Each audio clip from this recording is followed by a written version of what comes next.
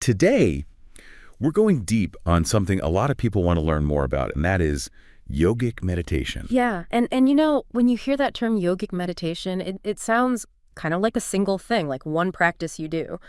But it's really a whole world of different techniques, different approaches that have developed, over It's a centuries. whole landscape, like you Yeah. said. Yeah. So consider this, your fast track through that landscape. We've combed through the core ideas, especially those that come out of Patanjali's Yoga Sutras, which is kind of a foundational text, Yeah. and the eight-limb path, Ashtanga Yoga, where you have dharana, which is concentration, dhyana, which is meditation, and then samadhi, which is like absorption. Those are really key elements. And our mission today is to give you a clear overview of the main categories of yogic meditation. We want to help you understand how they work, the different approaches, and maybe even find some practices that really resonate with you personally. Yeah, and to make sense of this whole, like I said, this whole world of yogic meditation, our sources suggest that we can break it down into three broad categories. Okay. These are focused attention meditation, open awareness meditation, and grounding meditation.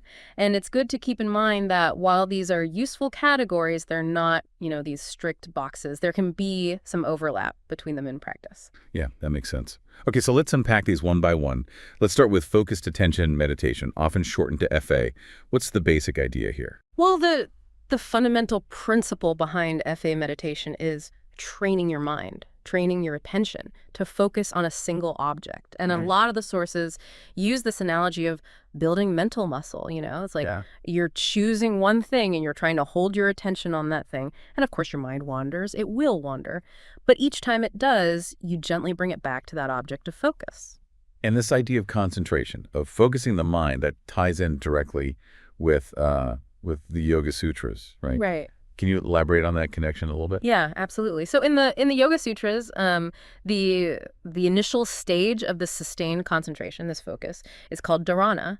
And as you practice this, as you practice bringing your attention back to that single point again and again, it deepens. This concentration deepens, and it becomes more natural, more effortless, and it evolves into dhyana, which is a deeper state of meditative absorption. So it's like the training wheels come off. Exactly. And in this state of dhyana, the distinction between you, the meditator, and the object of your meditation, that distinction begins to blur, begins to dissolve a little bit. And it gets really interesting here because It does. So why is this focus, why is this concentration so important in the first place? It feels like our minds are kind of designed to jump around from one thought to the next. yeah, I mean, that's the nature of the mind, right? The yogic texts, they describe this constant mental chatter as vritti. These fluctuations, these modifications of the mind and FA, focused attention practices, they aim to quiet these vritti, to quiet these mental waves and cultivate a state of mental stability. Yeah. Patanjali, he famously defined yoga as chittati nirodha, which is the cessation of these mental modifications. And this stillness, this quieting of the mind, that's seen as the foundation for deeper insights and a sense of inner peace. Right. So you're quieting the mind to kind of see what's underneath all of that chatter. So, I mean, with that understanding of the importance of focusing the mind, let's talk about the practical side. What are some of the common FA techniques? How do you actually cultivate that focused attention? So there are a few core techniques that are really commonly practiced, and one that's highlighted in the sources and that's shared with Buddhist traditions and is really fundamental in yoga is breath awareness. It's often called anapanasati. Right. So focusing on your breath. And the key here is observing the breath as it is, not trying to control it, like you would in pranayama breath work, right? Exactly, exactly. So in anapanasati, you're simply observing the natural rhythm of your breath. The feeling of the air moving in and out of your nostrils, the rise and fall of your chest or your abdomen. You're not trying to change it, you're just noticing. And some people, they find it helpful to count their breaths or to silently note like inhaling, exhaling as they breathe. But the essence of the practice is that consistent return to the sensation of the breath. Yeah. And it sounds simple, but focusing on the breath can be surprisingly difficult for a lot of people. The mind wanders. What are some of the common distractions that people run into when they try to do this? And what are your go-to tips for kind of gently redirecting that attention back to the breath? Well, the classic one is just getting lost in thought, right? Your mind starts thinking about to-do lists or what you're going to have for dinner or that conversation you had earlier. And in those moments, it's not about getting frustrated with yourself. It's just about gently acknowledging, oh, my mind has wandered, and then bringing your attention back to the breath. It's like you're training a puppy, you know? You just keep bringing it back to the object of focus. Sometimes people get distracted by physical sensations, an itch or discomfort. And again, it's the same principle. Just acknowledge it and then gently shift your attention back to the breath. And sometimes it can be helpful to make the breath a little bit more of a focal point. If you're just noticing the breath in a very subtle way, it can be easy for the mind to wander. So you might experiment with focusing on the coolness of the air as you inhale, the warmth as you exhale, or noticing the gentle expansion and contraction of your belly as you breathe. That can help to make it a little bit more of an anchor for your attention. Right, yeah, so really tuning into all those subtle sensations. Okay, so breath awareness, anapanasati. What's another common FA technique? Another big one is mantra meditation, or japa. And this involves repeating a specific sound, a word, or a phrase, which is the mantra. And this repetition can be silent, in your mind, or it can be spoken out loud. Yeah. And a really classic example is, the sound om, That's fun. right? Right. Which is considered to be the primordial sound in many traditions. Other examples could be soham, which means I am that, and that's often synchronized with the breath. Or it could be longer chants or even personal affirmations, something that resonates with you. The idea is that this focused repetition, it occupies the mental space. It gives those other mental popcorn kernels less room to pop, so to speak. Yeah. And often people will use mala beads, which is, a string of 108 beads, to count the repetitions. And that adds kind of a tactile element, which can help to further enhance focus. Yeah, that's interesting. It's like a physical anchor for the mental focus. So what's next on the list of FA techniques? All right, well, next we have gazing meditation, or tritaka. And this involves fixing your gaze on a single point, a single object. And a common one that's mentioned in the sources is a candle flame, but it could also be a symbol, like an image of a deity, or even something simple like the tip of your nose or the space between your eyebrows, which is associated with the Ajna chakra. That sounds pretty intense, just staring at a candle flame. Yeah, well, the point is not to strain your eyes, but to just maintain a soft gaze, but a steady gaze on that object. And what this does is it helps to still both the physical eyes and the mind, and it can lead to a really deep state of concentration and a profound sense of calm. But the source does caution against, overdoing it and straining your eyes. That's important to keep in mind. Yeah, definitely. So the last one that's mentioned is visualization. How does that work as a focused attention technique? So with visualization, you're actively using your imagination and you're creating and holding a specific mental image. And this could be, a peaceful scene in nature, a feeling of light within your body, an image of a teacher or a deity that you feel connected to. That's often called a Nishtha Devata. Mm-hmm. Or it could even be a symbolic representation of qualities you want to cultivate, like compassion radiating outwards. The key here is to maintain your focus on that chosen mental image. It's using the power of your imagination in a very directed way. Right. Okay, so all of these FA techniques, the breath, mantra, gazing, visualization, what are some of the overarching benefits that someone might experience from practicing these regularly? I mean, there are so many benefits, but some of the key ones that come up again and again in the sources are, first of all, improved attention span. Just like exercising a muscle makes it stronger, focusing your mind regularly makes it easier to focus in other areas of your life as well. And that's a huge one in our, increasingly distracted world. Another big one is reduced mind wandering. The more you practice focusing your attention, the less your mind will just kind of randomly jump around all the time. And that can have a really profound impact on your sense of inner peace. And then, of course, enhanced cognitive control. You're basically training your brain to be more disciplined, more focused, more able to direct its attention where you want it to go. And that can be helpful in so many different areas of life. So it's like you're training your mind to be less reactive and more responsive. Exactly. And then another big one is calming the nervous system. When you practice these FA techniques, you're essentially shifting your body out of that fight or flight mode and into a more relaxed and restful state. And that can have all sorts of positive effects on your physical and mental health. And then finally, and this is maybe a little more subtle, but it's laying the groundwork for more advanced practices. These FA techniques, they kind of help to tame the mind, to quiet the mind, which makes it easier to then explore deeper states of meditation and awareness. Right. Okay, so that's focused attention. Now let's shift gears and talk about open awareness meditation. Yeah. Which you use the analogy of floodlights versus a spotlight. Right. Can you explain that contrast a little bit more? Yeah, so unlike FA, where you're directing your attention to one specific thing, open awareness meditation is about broadening your attention, including everything that arises in your field of consciousness. It's like, turning on the floodlights in a room.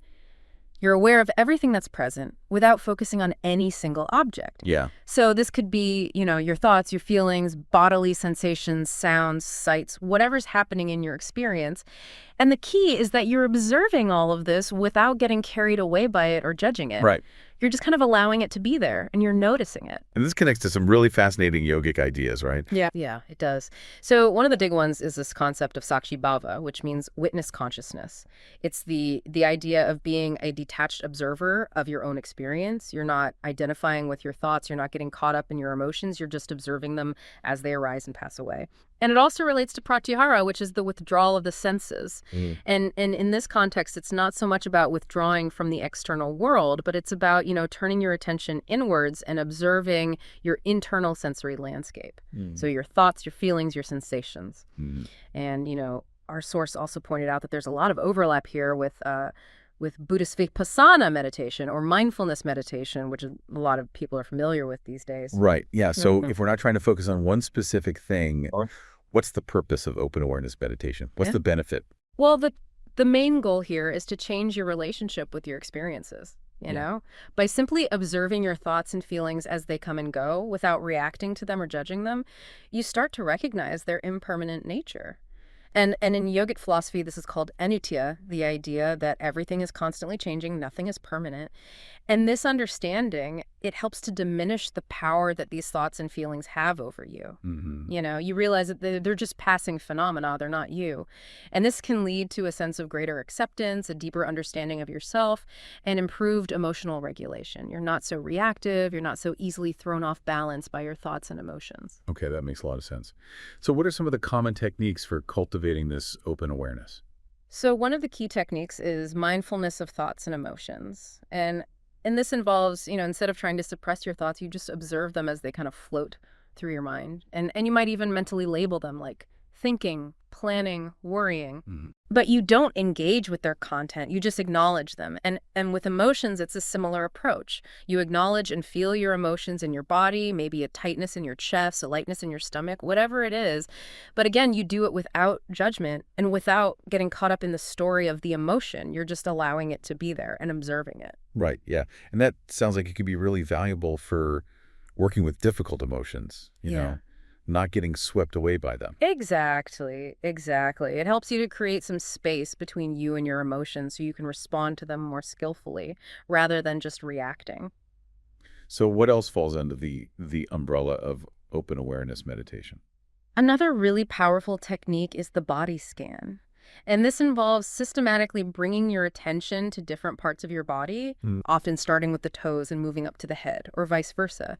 And the focus isn't on changing anything, it's just noticing whatever sensations are present in each part of your body. So warmth, coolness, tingling, pressure, tension, ease, whatever you're feeling.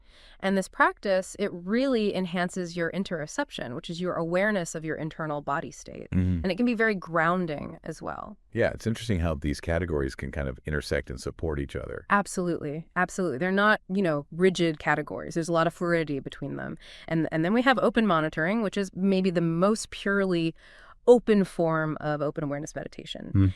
And in this practice, you're resting in a state of kind of broad receptive awareness. You're noticing whatever becomes prominent in your experience from moment to moment. It could be a sound, a physical sensation, a thought, a feeling, whatever arises.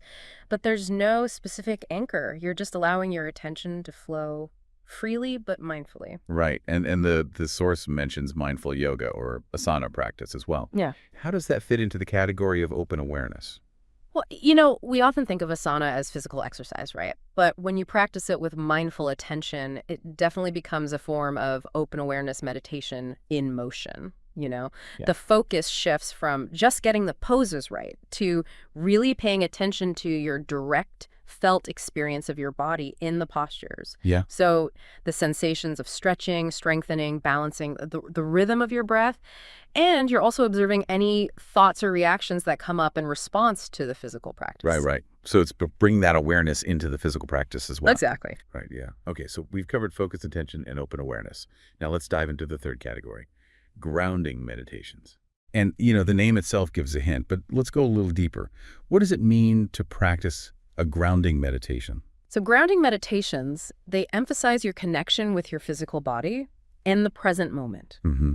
And it's about finding an anchor, especially when you're feeling overwhelmed, anxious, disconnected, or lost in thought. And this really ties in with this yogic emphasis on embodiment, on recognizing your body, which is called the Annamaya Kosha, as this physical vessel that houses your consciousness.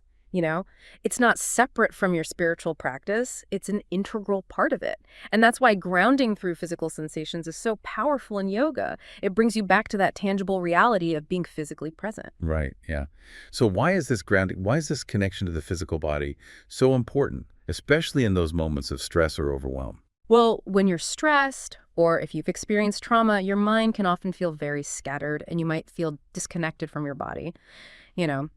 And grounding techniques, they act as a kind of antidote to that. They provide a sense of safety, stability, and presence. Mm-hmm.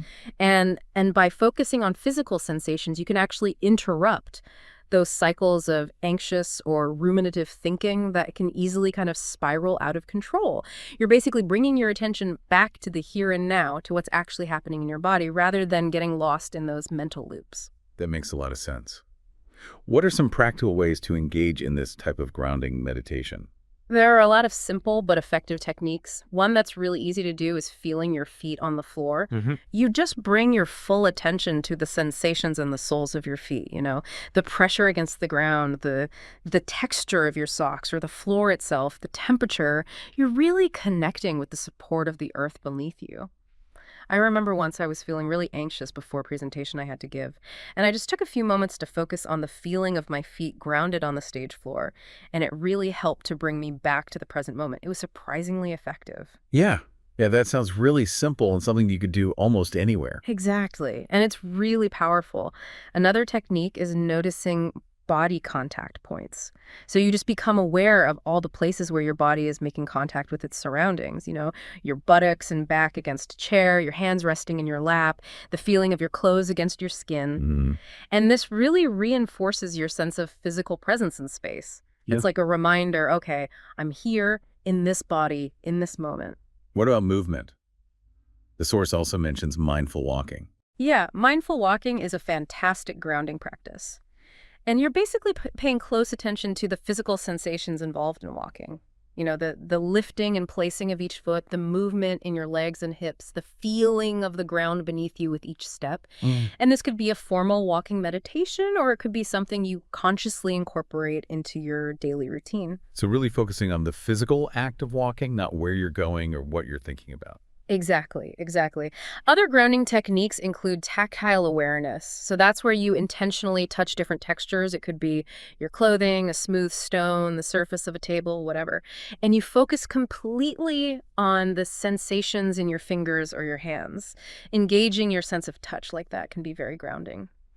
And finally, awareness of physical weight. So just sensing the heaviness of your body, the pull of gravity, and allowing yourself to feel fully supported by whatever surface you're on. Mm. It really surrendering to that feeling of being held by the earth. So all of these grounding techniques, they sound like really accessible tools, especially for someone who might be new to meditation or feeling particularly anxious or overwhelmed. Yeah, absolutely. And that's one of the great things about grounding techniques is that they're so simple and direct. You don't need any special equipment. You don't need any prior experience. You can just do them anywhere, anytime. We live in a very head-centric culture, and we often spend a lot of time disconnected from our bodies. And grounding practices, they help to cultivate a deeper connection with your physical self, which can be really healing and empowering. Right, yeah. So we explore these three categories now: focused attention, open awareness, and grounding. And it's important to keep in mind that these aren't like, strict separate boxes. Right. Right. Absolutely.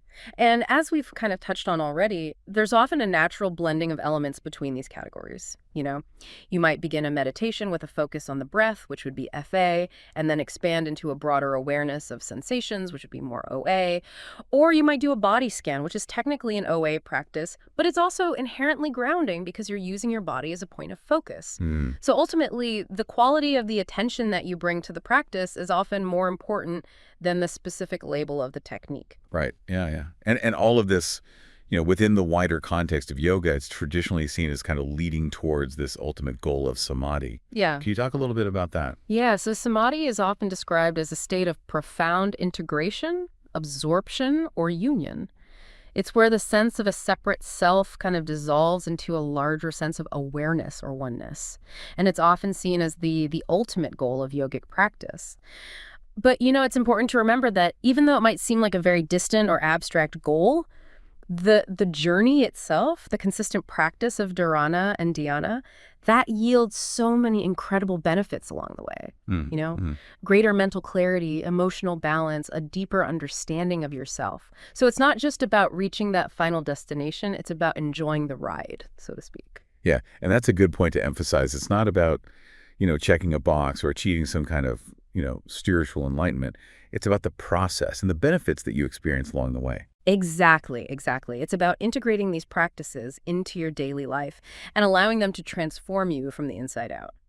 So just to quickly recap for you, our listener, we've explored these three main categories of yogic meditation. Focused attention, which trains your mind to concentrate. Open awareness, which cultivates a non-judgmental awareness of whatever arises. And grounding, which anchors you in your physical body in the present moment. Yeah, and as you've heard, yogic meditation isn't this one monolithic entity. It offers this really diverse set of tools for cultivating inner peace, clarity, and a richer understanding of yourself. And the beauty of it is that there's something for everyone. Right, yeah. And knowing that you, our listener, you value gaining knowledge quickly and thoroughly, we hope this deep dive has provided you with a solid framework for understanding this rich and varied landscape of yogic meditation. And now we want to leave you with this. With all the diverse benefits that we've discussed, things like sharper focus, better emotional regulation, a more profound sense of presence, what single aspect of yogic meditation resonates most strongly with your current needs and curiosities? That's an invitation to reflect on where your own exploration might begin.